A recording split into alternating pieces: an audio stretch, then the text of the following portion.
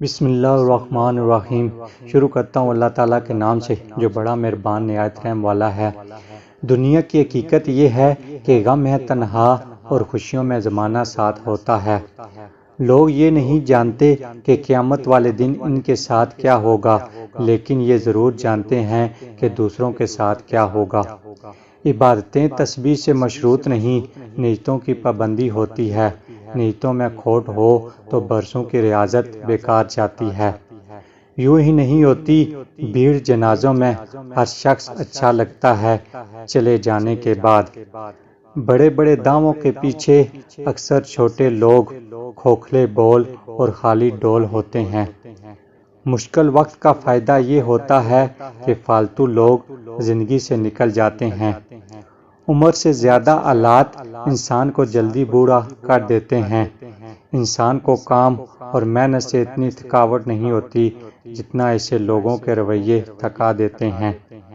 اس دنیا میں کوئی مخلص انسان مل جائے تو اس کی قدر کریں، اس پر اپنی چالاکیاں نہ آزمائیں۔ یقین مانیں بیوقوف کوئی نہیں ہوتا۔ کچھ لوگ اپنے خلوص اور کچھ لوگ اپنی منافقت کی وجہ سے ہمیشہ یاد رہتے ہیں۔ دلوں میں بسنے والے پھولوں کی طرح ہوتے ہیں، دنیا سے چلے بھی جائیں تو اپنی یادوں کی خوشبو چھوڑ جاتے ہیں۔ مذاق وہ ہوتا ہے جو کسی کے اداس دل کو خوش کر دے، کسی کی مسکان کا باعث بنے۔ مذاق وہ نہیں ہوتا جو کسی کا دل چھلنی کر دے۔ اپنی سوچ کا ویسے ہی خیال رکھیں جیسے ایک مالی اپنے باغ کا خیال رکھتا ہے۔ اپنے ذہن سے مایوسی کے زہریلے کانٹے اکھاڑ دیں اور اس میں مثبت سوچ کے بیج بوئیں، پھر اس بیج کو کھاد ڈالیں، یعنی اچھے کام کریں۔ اس طرح آپ کو خوشی اور اطمینان کا پھل ملے گا۔